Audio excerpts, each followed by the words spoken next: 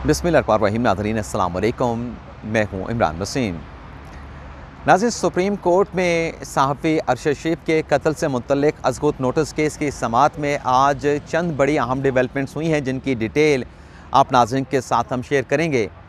एक तो नाज़रीन, आज 5 रुकनी लार्जर बेंच ने जो JIT अरशद शेख के कत्ल की तहकीकात कर रही है, उसकी एक बहुत बड़ी नेगलिजेंस की अदालत ने निशानदेही की है। वो JIT की नेगलिजेंस क्या है और उस नेगलिजेंस से मुतल्लिक आज अदालत ने JIT को क्या हुक्म दिया है, एक तो ये डिटेल आप नाज़रीन के साथ हम शेयर करने जा रहे हैं। दूसरा नाज़रीन, आज 5 रुकनी बेंच के सामने अरशद शेख शहीद की जो अहलिया हैं, जो उनकी बेवा हैं, वो चीफ़ जस्टिस के सामने पेश हुई और उनकी अहलिया ने चीफ़ जस्टिस के सामने पेश होकर JIT पर क्यों एतराज़ उठाया, JIT के किन अरकान पर, किन मेंबरान पर एतराज़ उठाया गया और ये एतराज़ उठाने के साथ साथ अरशद शेख की अहलिया की जानिब से कौन से 3 नाम जो है वो लार्जर बेंच को पेश किए गए कि JIT में इन 3 लोगों को जो है वो तहकीकात के लिए शामिल किया जाए। तो अहलिया के उन तीनों नाम जो है वो पेश करने के बाद अदालत ने उस पर क्या जवाब दिया और उन तीनों नामों को जो है वो चीफ़ जस्टिस की जानिब से क्यों मुस्तरद कर दिया गया। और फिर आज की अदालती कार्रवाई में जो एडिशनल अटॉर्नी जनरल है आमिर रहमान, उन्होंने अदालत को क्या रिपोर्ट पेश की है और जो रिपोर्ट कल सरब मोहर लिफाफे में सुप्रीम कोर्ट में जमा करवाई गई, उस रिपोर्ट से मुतल्लिक यानी अब तक की जो JIT की प्रोग्रेस है, उस प्रोग्रेस से मुतल्लिक चीफ़ जस्टिस ने बड़े अहम रिमार्क्स दिए हैं। वो रिमार्क्स भी आप नाज़रीन के साथ हम शेयर करेंगे। और नाज़रीन, आज की अदालती कार्रवाई के अख्ताम पर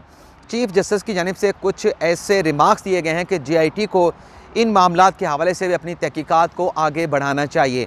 तो क्या गाइडलाइन जो है वो आज की अदालती कार्रवाई में सुप्रीम कोर्ट के 5 रुकनी बेंच ने JIT को दी है और मजमूई तौर पे आज की अदालती कार्रवाई क्या रही, ये सारी डिटेल जो है इस वीलॉग में आप नाज़रीन के साथ हम शेयर करने जा रहे हैं। और माज़रत चाहते हैं, आज का हमारा जो वीलॉग है वो थोड़ा सा तवील हुआ है। तो नाज़रीन, 1 बजे अदालती कार्रवाई का आगाज़ होना था और जब 5 रुकनी बेंच आके बैठा तो चीफ़ जस्टिस ने सबसे पहले हुकूमती वकील additional attorney general Aamir Rahman से पूछा कि आप ये बताएं कि JIT ने जो रिपोर्ट जमा करवाई है, उस रिपोर्ट की रोशनी में अब तक तहकीकात के सिलसिले में प्रोग्रेस क्या हुई है। तो additional attorney general Aamir Rahman ने अदालत को बताया कि JIT को जो वक्त दिया गया था, आज के दिन तक JIT ने 41 जो गवाहान हैं उनके इंटरव्यूज़ किए हैं, उनके बयानात रिकॉर्ड किए हैं। और फिर additional attorney general Aamir Rahman ने यह भी बताया कि वजारत ख़ारजा की जानिब से एक लेटर जो है वो अपना मुत्तहिदा अरब अमारात को और केनियन अथॉरिटी को लिख दिया गया है म्यूचुअल लीगल असिस्टेंस का। और JIT जो है वो 15 जनवरी से केनिया जा रही है, वहाँ पे अपनी तहकीकात वो करेगी और वहाँ से शवाहिद इकट्ठे करेगी। और ये भी कहा additional attorney general Aamir Rahman ने कि केनिया जाने से पहले जो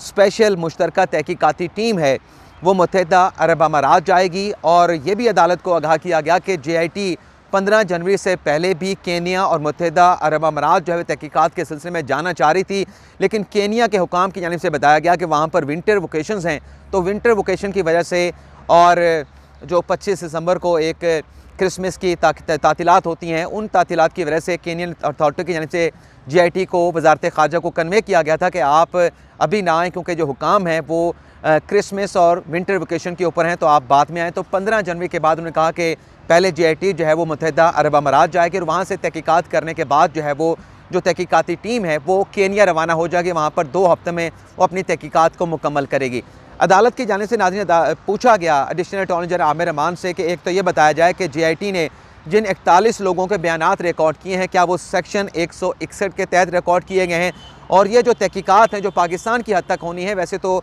अदालत ने कहा कि 3 फेसेस हैं इस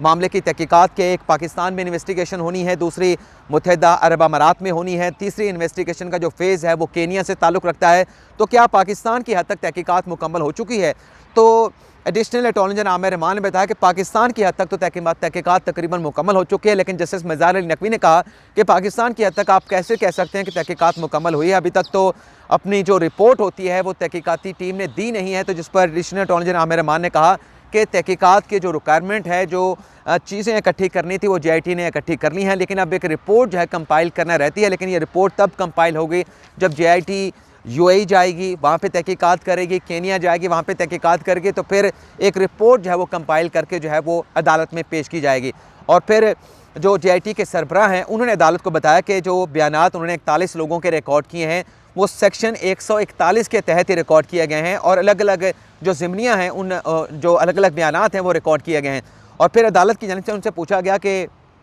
ये जो म्यूचुअल लीगल असिस्टेंस का लेटर है ये आपने 4 जनवरी को लिखा है, यानी आज 5 जनवरी है और आज की समाज से एक रोज़ पहले आप ये ख़त लिख रहे हैं, तो ये तो बज़ाहिर ऐसा लगता है कि ताख़ीर की गई है। ये लेटर आपको बहुत पहले लिख देना चाहिए था। जिस पर JIT को कहा गया कि आइंदा जो आपने ये नेगलिजेंस दिखाई है ये नेगलिजेंस नहीं होनी चाहिए। आपने जो जो काम करने हैं, जहाँ जहाँ लेटर लिखने हैं, वो आप वक्त के साथ साथ यानी प्रायर मतलब आपने तहकीकात करनी है तो आपको मालूम होना चाहिए कि समाज से पहले अगर आप लेटर लिखेंगे तो इससे ये एक एलिमेंट सामने आएगा, आपकी जो कोताही है वो गैर जिम्मेदारी सामने आएगी। तो ये लेटर आपको बहुत पहले लिख देना चाहिए था। और फिर अदालत ने ये भी कहा कि इस मामले में जो तहकीकात चल रही हैं, आपको मुत्तहिदा अरब अमारात में और केनिया में वो तहकीकात के सिलसिले में रुकावट भी आ सकती है, तो क्या आप अक़वाम मुत्तहिदा को भी इस तहकीकात में शामिल कर रहे हैं? तो additional attorney general Aamir Rahman ने कहा कि ये ऑप्शन हमारे पास मौजूद है, लेकिन अभी इस ऑप्शन को जो है वो एक्सप्लोर नहीं कर रहे। जिस पर अदालत की जानिब से कहा गया कि आपके पास एक विंडो मौजूद है, एक ऑप्शन मौजूद है, तो आप इस ऑप्शन को साथ एक्सप्लोर करें। इस मामले के ऊपर, इस ऑप्शन के ऊपर जाके आप वज़ारत ख़ारजा के साथ ये मामला डिस्कस करें, ज़ेर गौर लाएँ, ताकि आपको तहकीकात के सिलसिले में चीज़ें कलेक्ट करने में, शवाहिद इकट्ठे करने में आपको किसी किस्म की रुकावट, दिक्कत या परेशानी का सामना न करना पड़े। और फिर अहलिया अरशद शहीद की जो है वो अदालत में पेश हुई और इससे पहले जो साफ़ी थे हसन अय्यूब, उन्हें मुखातब किया चीफ जस्टिस ने कि जी हसन अय्यूब आप कुछ कहना चाहते हैं? तो हसन अय्यूब ने कहा कि मैं नहीं, अरशद शरीफ की जो अहलियाँ हैं वो अदालत से कुछ बात करना चाहती हैं। तो अरशद शरीफ की अहलिया रोस्टम पर आईं। उनकी जानिब से कहा गया कि जो स्पेशल इन्वेस्टिगेशन टीम है उसके 2 मेंबरान ऐसे हैं जो हमारे जो नॉमिनेट करदा एक्यूज़ हैं वो उनके मातहत हैं, तो अपनी तहकीकात कैसे मुकम्मल करेंगे? और 3 नाम उन्होंने दिए। एक नाम उन्होंने AD ख्वाजा का दिया, पुलिस के 22 ग्रेड के ऑफिसर हैं, साबिक DG सिंध रह चुके हैं, IG सिंध रह चुके हैं। और 2 नाम उन्होंने साबिक रिटायर जर्नलों को पेश किए। एक जनरल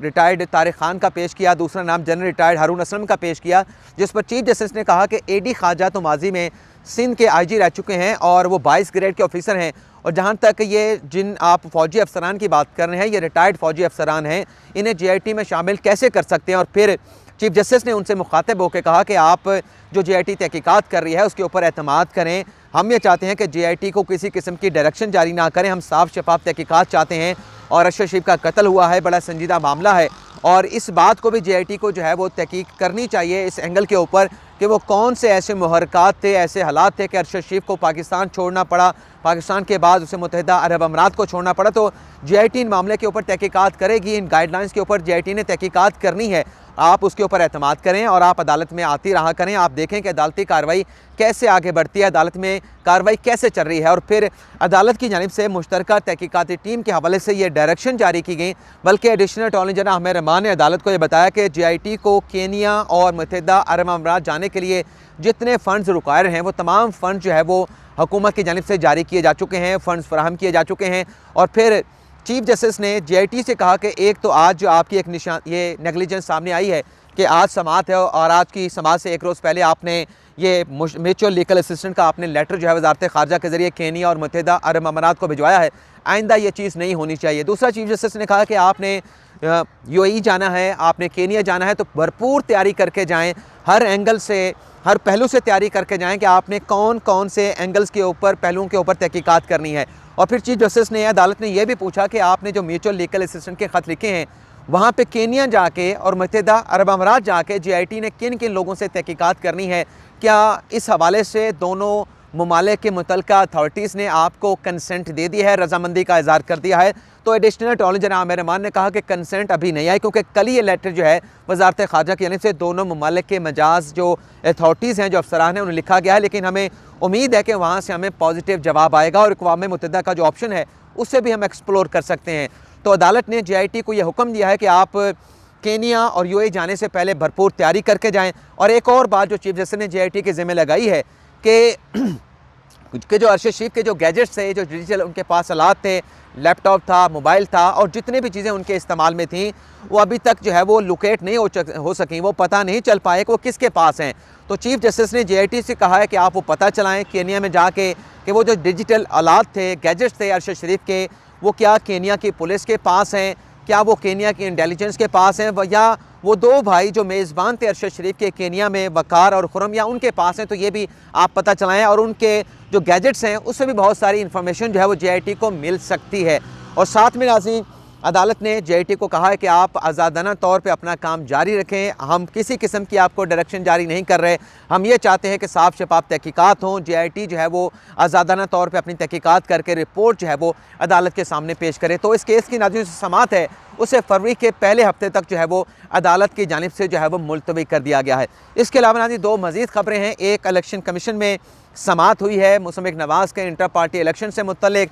जिसमें नाज़रीन नून लीग ने इलेक्शन कमीशन से 1 हफ्ते की मोहलत मांगी है कि इंटर पार्टी इलेक्शन करवाने के लिए उन्हें 1 हफ्ते का वक्त दिया जाए। चीफ इलेक्शन कमीशन ने उन्हें 1 हफ्ते का वक्त तो दिया है, लेकिन ताने भी आज इलेक्शन कमीशन की यानी से मुसम्मिक नवाज़ को दिए गए हैं और ये कहा गया है, रिमार्क्स ये दिया गया चीफ इलेक्शन कमीशनर की तरफ से कि जो लोग अपनी पार्टी के इलेक्शन नहीं करवा सकते वो मुल्क के इलेक्शन क्या करवाएंगे। गल तो वैसे चीफ इलेक्शन कमीशन ने बिल्कुल ठीक की थी, लेकिन अब 1 हफ्ते का वक्त जो है चीफ इलेक्शन कमीशन ने मुसम्मिक नवाज़ को दे दिया है कि 1 हफ्ते में अगर मुसम्मिक नवाज़ ने अपने इंटर पार्टी इलेक्शन नहीं करवाए तो फिर जो नून लीग का इंतखाबी निशान है शेर का, वो उससे वापस ले लिया जाएगा। दूसरी खबर नाज़रीन इमरान खान साहब से मुतल्लिक, पाकिस्तान तहरीक इंसाफ से मुतल्लिक जो FIA में फ़ॉरेन फंडिंग की तहकीकात चल रही है, जिसकी ज़मानत इमरान खान साहब ने बैंकिंग कोर्ट से हासिल की थी। आज नाज़रीन बैंकिंग कोर्ट ने इमरान खान साहब की जो ज़मानत है उसे 31 जनवरी तक एक्सटेंड कर दिया है, लेकिन उनकी ज़मानत को एक्सटेंड करने से पहले इमरान खान साहब के जो वकील पेश हुए उन्होंने इस्तिस्ना की दरख्वास्त दायर की कि डॉक्टर्स ने इमरान खान साहब को सफ़र करने से मना किया, वो पेश नहीं हो सकते, उनकी इस्तिस्ना की दरख्वास्त जो है मंजूर की जाए। लेकिन प्रोसिक्यूटर की जानिब से इमरान खान की इस्तिस्ना की दरख्वास्त की मुखालफत की और ये कहा गया कि जब से ये कातलाना हमला हुआ है इमरान खान के ऊपर, उसके बाद इमरान खान सियासी सरगर्मियाँ तो जारी रखे हुए हैं, सियासी एक्टिविटीज़ कर रहे हैं, लेकिन अदालत के सामने पेश भी नहीं हो रहे और जो FIA है वहाँ भी शामिल तफ्तीश नहीं हो रहे। तो इमरान खान साहब की ज़मानत एक्सटेंड ना की जाए तो अदालत की जानिब से इमरान खान साहब की ज़मानत को तो 31 जनवरी तक एक्सटेंड कर दिया गया है, लेकिन साथ में इमरान खान साहब को हुक्म दे दिया गया कि आप जो तहकीकात चल रही हैं FIA में उसमें शामिल तफ्तीश हों। तो ये नाज़रीन आज का हमारा व्लॉग, आपसे इजाज़त चाहते हैं। अल्लाह ताला हम सब का हामी नासिर, अपनी दुआ में याद रखिएगा। अल्लाह हाफ़िज़।